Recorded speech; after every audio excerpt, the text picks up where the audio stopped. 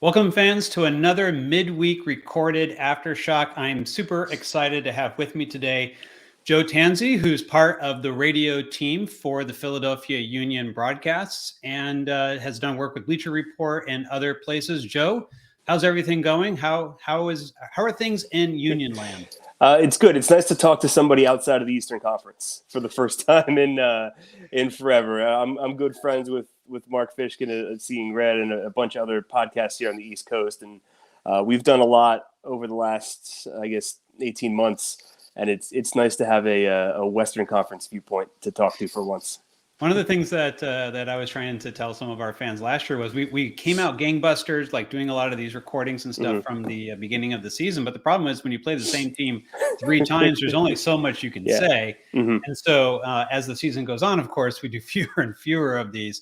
But I love it that now the Quakes are playing their third straight Eastern Conference opponent. And it's given us fresh people to talk to from the teams. And so thank you again for being on the show today. So far, the Union have 4 points out of 2 games and a road draw against Minnesota United, who the Earthquakes face next week in Minnesota, and a 3 points from courtesy of a 2-1 win, held on with a red card. That happened, and we can probably get into that a little bit against Montreal. But a road win is a road win, regardless of how you get it in MLS. What are your impressions of what you're seeing of this 2022 version of the Philadelphia Union so far, maybe compared to how they ended 2021 from a playoff perspective? Yeah, I think the word I can use, and it's probably not just to describe the Union, but probably 75, 90, maybe even 90% of the teams right now is incomplete, and that's what they are. Unfortunately, their DP forward signing, Mikael Ua, who came in from Brøndby in Denmark, only arrived last Friday or two weeks ago from Friday. So he's only had a full week of training with the team. This is his second week of training with the team. He came on as a substitute last week, and the partnership of him and Julian Carranza is supposed to be that new, fresh striker pairing, and you're not going to see that this week because Julian Carranza got sent off for a second yellow card against Montreal. So it is everything else is the same, really. The back, everybody knows Andre Blake across the league and how fantastic he's been. And their center back pairing is as good as they come in MLS with Jack Elliott and Jacob Glesnes. And after that, it's pretty much the same from 2021. But the forward line is what everyone here has been waiting to see in action. They saw Ua for a little bit, and look, for playing as a striker down a man, not terrible, but you want to see the 90-minute product, and they'll likely get that on Saturday, and then you see hopefully get the week after that, hopefully as close to a 90-minute sample size with him and Carranza. But yeah, it's I'd say you kind of trade the home draw with the road win, and you kind of be like, okay, they kind of cancel each other out because, as you know, look, home games are so important in MLS, and if you win the road games, it's just kind of just an extra boost to you in the standings. Absolutely. Only 25% of teams get a win on the road in MLS. It is probably the hardest league, I should say, to get results in, around the league. Unfortunately, the Earthquakes have a problem. That problem is that they tend to not do well in the home results, and then they go on the road, or at least in 2021 they went on the road and played much better. The Quakes have 1 point out of 2 home games to start the season. And speaking of, kind of second yellow / red card issues and not in sample sizes, the Earthquakes have their own problem, which is the DP that they got from the Union. Jamiro Montero, unfortunately, was sent off for a reckless challenge fairly early, around the 33rd minute, I believe, of the Earthquakes game this past week with the Columbus Crew. The Quakes, you probably know, came back from 3-1 down on a couple Francisco Calvo headed goals, which is the perfect down a man MLS type result. I mean, very much so. Francisco Calvo. Around here we have the Goonies.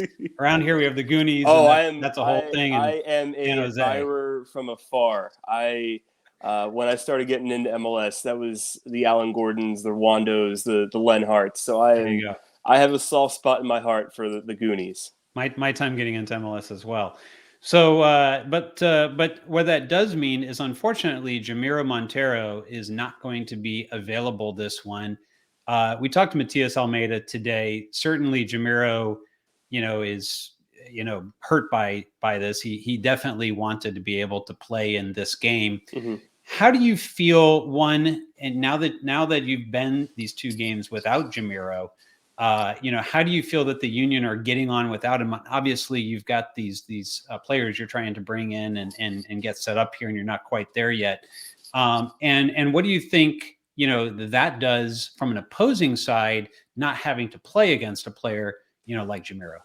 Yeah, so the biggest concern, I think we talked about this on every radio show we did last year, was there were 5 midfielders for 4 spots in this 4-4-2 diamond. And Jamiro Montero was in that awkward spot where they signed a number 10, Daniel Gazdag, a Hungarian international, mid-season, and you kind of got the gist. Okay, he's the 10, and because of some of the striker issues and how the formations kind of worked out, they ended up playing with 2 10s in a Christmas tree formation towards the back end of the year, and that kind of solved the problem temporarily. But you have pretty clearly defined roles for everybody else in that starting midfield. Jose Martinez is that banger, that bruiser, number 6. Leon Flock and Alejandro Bedoya fill the sides of that diamond. And then there's 3 homegrowns. Paxton Aronson obviously is the one that gets all the names because of his last name and his older brother. But Jack McGlynn and Quinn Sullivan are very talented as well. Both got called into the US U20 camp, and they need room for them. They need playing time for the 3 of them on top of the backup, I guess you can call him the backup defensive midfielder, Jesus Bueno, who we kind of assumed would be Martinez's replacement if he would get sold. That hasn't happened yet. So it's an embarrassment of riches in midfield, the deepest midfield I've seen the franchise have. So Montero was kind of the odd man out. The contract situation, the way it was, allowed the Union to make the trade. I think the biggest qualm here was the amount of allocation money that came back, right, and how little it was, because Montero, before Mikel Ua was the record signing, he was the record signing. He was the DP guy. He was one of the guy that they wanted to make sure they had here. So I think that's the toughest part. I think on field wise, it's just the little things kind of filling in the gaps, because I think 2 games kind of a small sample size to notice, but Montero does a lot of the little things, and it's not just him playing the ball in the final third. He's very, on the ball, and he'll get into it on tackles and win that possession back. And that's what the Union loved with him, because you could kind of bridge that gap between Martinez and Gazdag. So I think that if you're looking at a little bit of weakness, maybe it is that part of trying to make sure that Jose Martinez doesn't do too much, doesn't overcompensate out of his number 6 role, and that the 8s in this 4-4-2 diamond make sure they do enough offensively. So I think just filling in those little gaps is what the Union kind of have to work on, and it's a work in progress, because they had so little time to do it in preseason. But yeah, I think that's probably the biggest area where they miss Montero. It's just depth, and it's crazy to think of the franchise here as 9 midfielders going into camp, and they were able to trade away a DP midfielder, and they got better, and they traded away a DP, not a DP striker, but a very strong goal scorer in Kasper Shibilko, and right, in my opinion, the roster got better with those 2 moves. Yeah, it's interesting how that can happen in MLS, where clubs like the Union, clubs like Colorado, the Earthquakes, now all trying to make these intra-league moves, and somehow can get better doing it. And Colorado last year winning the West, but I feel like if there's a real parallel to what the Quakes are trying to do, a lot of people, and I've drawn the comparison myself, would probably say, well, look at what Colorado's done in the West, because, well, it's the West. They were able to finish above the Seattle Sounders and Sporting Kansas City and the Portland Timbers. And anytime you can do those things. That's a successful season. Typically, because those teams are almost always at the top. LAFC typically is included in that.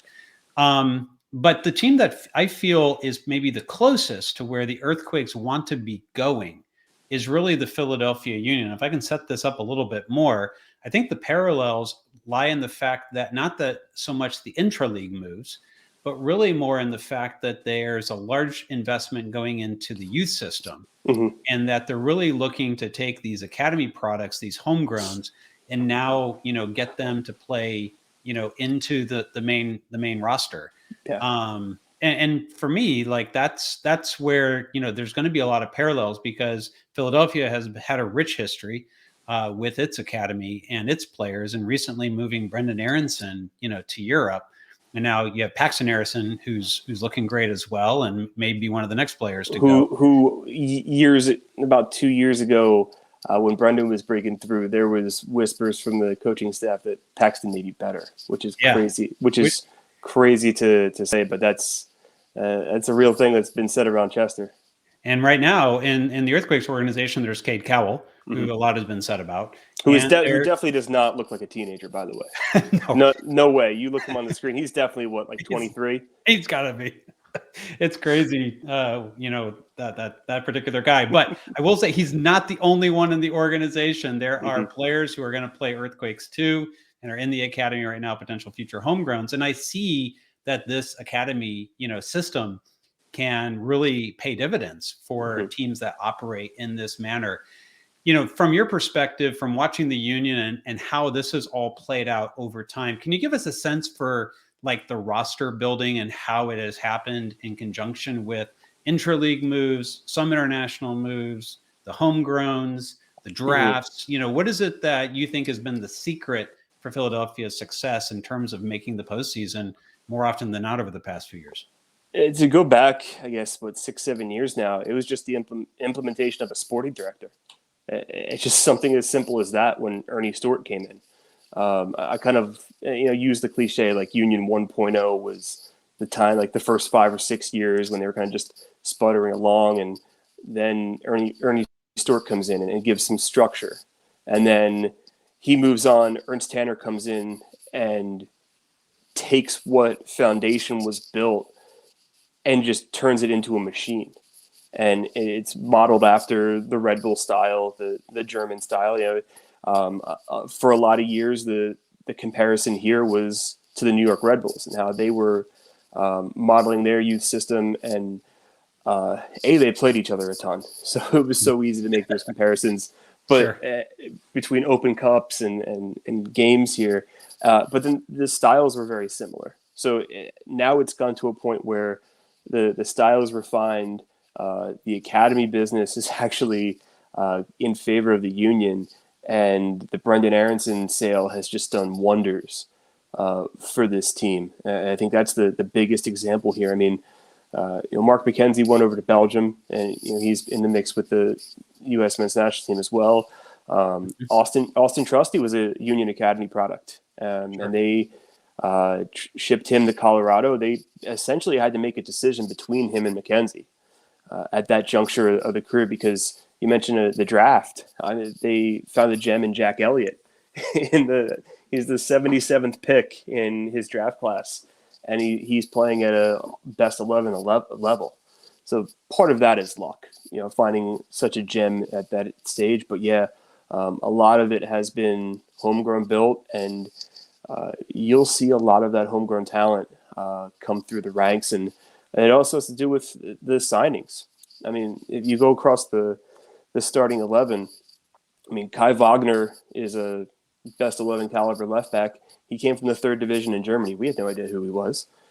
Leon Flock comes out of St. Pauli, and all of a sudden, we're talking about him potentially being in the national team pool, and he is still only 21. And these are guys that are getting at bargain bin prices, and now they're talking about, oh, well, these guys could be sold for profit. So it really does come from the eye of scouting. In Tanner's time here, I think there's been maybe 2 misses on the transfer market, and that's it. And it's crazy to think that anywhere in the world, such a hit rate is there. I mean, the best example is Kasper Shabilko. He was the first guy that Ernst Tanner brought in. And he brought him in on a free because he was an injury-prone striker, didn't do a ton over in Germany.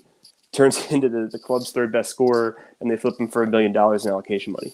Right. It's stuff like that it's not just the academy, but the eye for talent that it really is impressive, and we're waiting for that miss.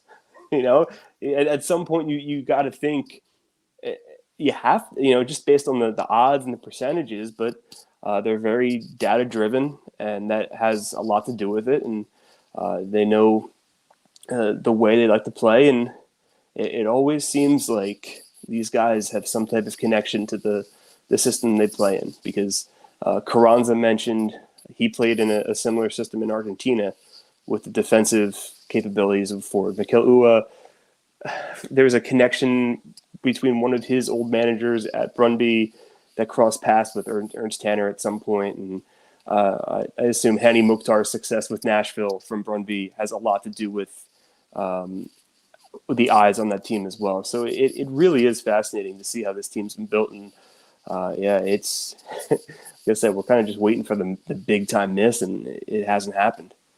Yeah, no, that's amazing. And Chris Leach, who's been with the Earthquakes for a long time, but recently, was promoted into the general manager position, has now started to do the things that his predecessor in San Jose did not, Jesse Fiorinelli did not, which is to use the intra-league type moves and to use some of these other mechanisms, such as the reentry draft, to be able to set up the team in a quite different way.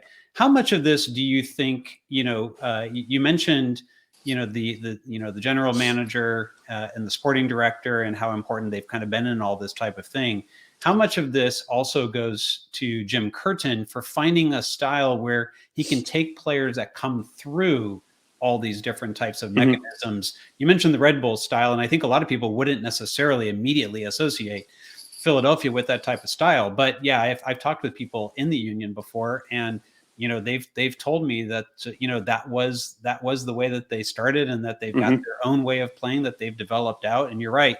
One of the sleeper things that most people don't know is the Union actually have one of the best data departments in all of the league. And you've got a good team there. You've got multiple people in that staff. And, there is a lot that's coming together and has come together for the Union. So where do you kind of put like how Curtin approaches the fact that he's going to have to work in this environment where he's going to have some players that are, coming from Europe, and some players are coming, out of the academy, and trying to get everyone into a cohesive way of playing on the same page? Because I firmly believe this is the challenge still ahead for Matias Almeida. Yeah, I mean, to speak to the data point real quick, because I think I said this about 15,000 times with everybody in the fan base last year, because they're the congested schedule. They actually went through something in the database where if they did more than 3 changes for any game, it would actually significantly affect the result. So it's even down to something as small as that they've been really, really analytically driven. And I mean, their record on Wednesdays was fairly impressive over the last 2 years. So it's even something as similar as that.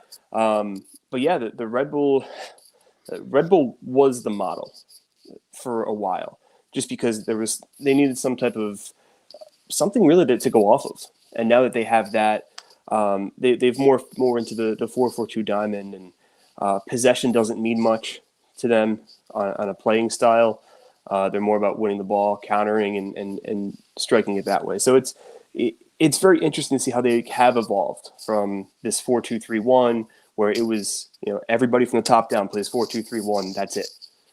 Into more of an evolution. And part of it does have to do with Kurt. Now he's managed the players, how he's had a little more tactical flexibility, because in the Ernie Stewart years, there wasn't much of that. And that was part of their downfall in postseasons, where matchups just killed them. So yeah, he has evolved, and there are very few bad things said about him over here, even with the departing players.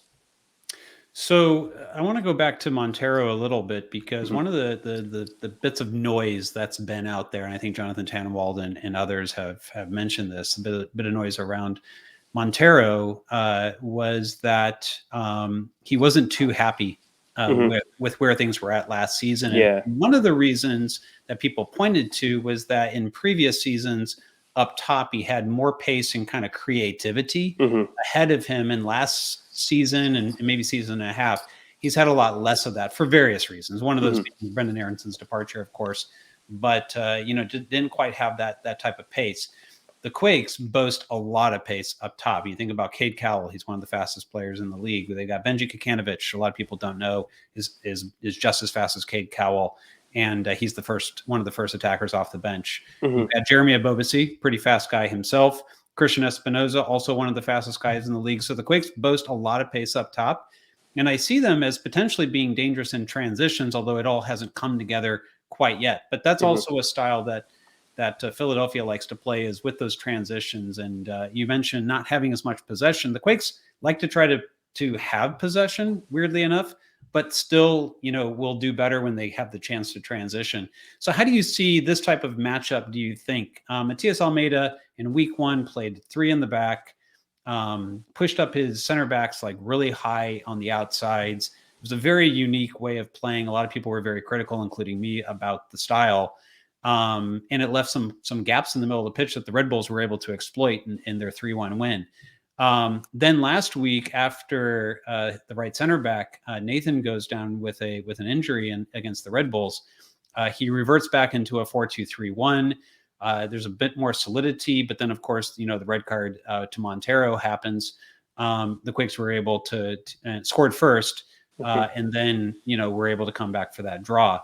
But it's, given like this different styles, one of the things that Matias said after the game is that he's able to kind of morph the formation when he wants to.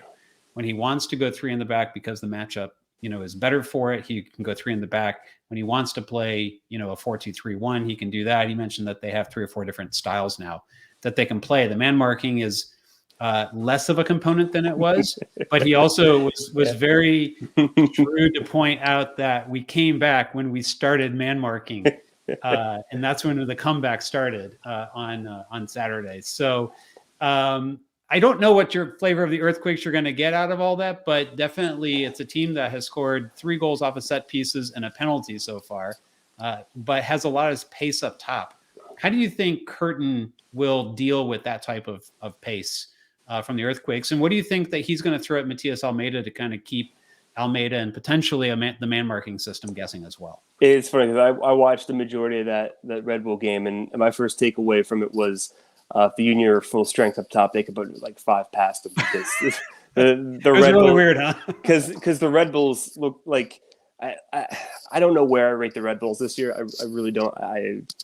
They can be good. I think they have a ceiling though. Yeah. So seeing them put through 3 past and look pretty easy in the second half, I was like, okay, And yeah. then I looked looked at better last week. yeah. So it's kind of we all make these broad assumptions on what we think these teams are. I mean, I spent most of Sunday talking with people about Austin. I'm like, okay, they won 2 games against 2 really bad teams, Yes. and in MLS, you know who the bad teams are much faster than you do the good The good teams teams. are. 100%. So look, credit to them; they got their results. I think with the Union, they're not going to change their formation. They're not going to change their style.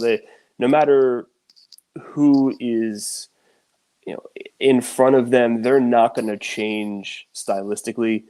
They're very committed to that.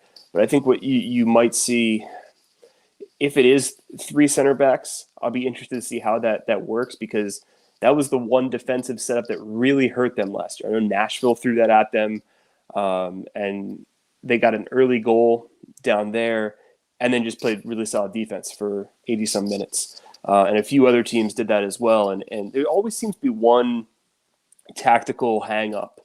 I think it was two years ago, maybe 3 years ago, like 3 Western Conference teams came into Chester. They just bunkered in, and the Union could not do anything about it because the tens just were not able to work through the middle.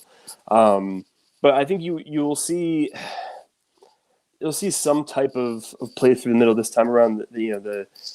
the 15, 20 minutes that we did see of Ua, he was very physical with the ball, wasn't afraid to take on those 1v1 challenges. And you're trying to figure out who is the best partner for him. It's probably going to be Carranza, but obviously he's not available. So I would think Sergio Santos is the next guy up. He brings a ton of pace to the field.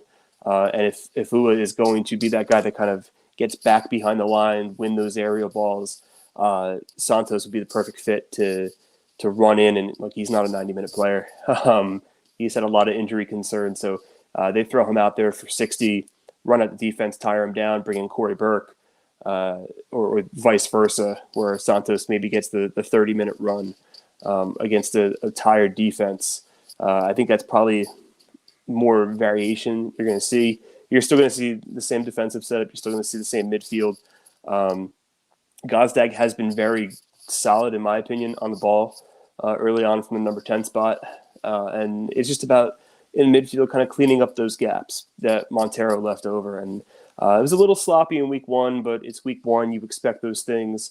And then the biggest debate here is who plays right back, because Olivier Bizo, who took over for Ray Gaddis last year, had a mistake in week one, led to the game-winning goal.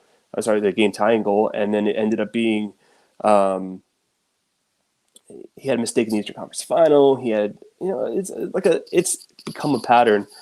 They've given Nathan Harriel the reins at right back right away, which is something that Jim Curtin hasn't been doing a lot. Is do the short leash with players. If anything, one of his biggest critiques is maybe going too long with players, and maybe they're not producing in the eyes of the fans, and that sways their opinion on what these tactical decisions are. So I think the biggest change you'll see is possibly at right back and how Harriel starts dealing with these different systems he sees. I mean, the numbers that came back on him in week 2 against Montreal were much better than Biza, just across the board. And I think that's the guy you'll see at right back again. They have no problem throwing out these young guys, and he's earned the spot. So I think in terms of where the weakness might be, that might be it. And then maybe in that spot in front of the center backs, just because Martinez is asked to cover maybe a little more ground than he had in previous seasons. And against Minnesota, there was some times where you could tell he was somewhat overcompensating for the ground he had to cover.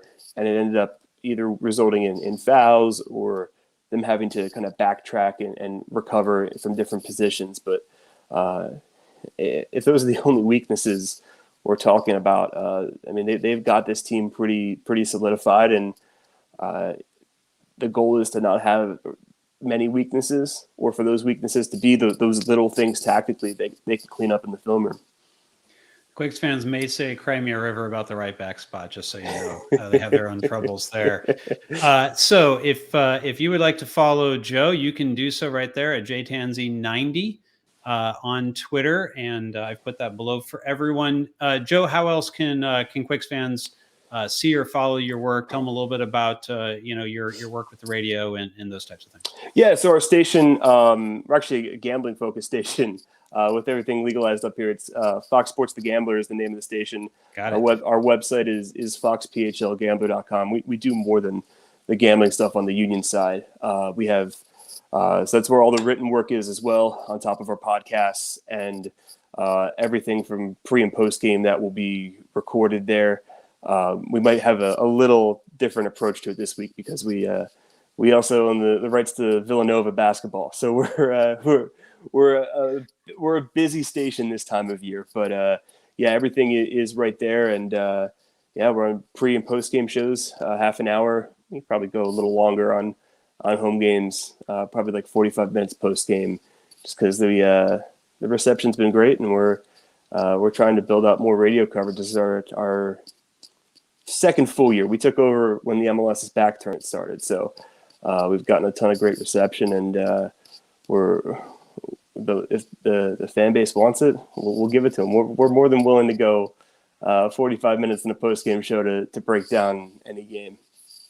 Love the post-game show format. We do that ourselves. So we will also be back with Matias Almeida's press conference and a player, as well as our own insight with our team after Quakes and Union on Saturday. Also, fans, check out our Patreon. $2 gets you in, $5 gets you access to post-game video clips, as well as our Slack. And as always, these videos here are done no charge to anyone, and we make them freely available. But if you enjoy the work we do and you want to support us, check out that Patreon. Joe, thank you for joining us today. Give the Quakes fans one player that you think that they should be watching on their television screens on Saturday. I'll go with somebody that probably not too familiar. Look, I'll go Jack Elliott, a defensive guy, the center back. I mean, look, he really doesn't do much wrong, and the center backs, the way they play against some of the top forwards in the league is actually really impressive. And look, I had high hopes for Abobase this season, so I'm very excited to see how that matchup plays out on Saturday. Well, he needs a goal, so try to get the season going for him. Joe, thanks again for joining us. Good luck with the call on Saturday, and hope you enjoy the game. And we will talk with you next time. Awesome, had a pleasure. All right, thank you.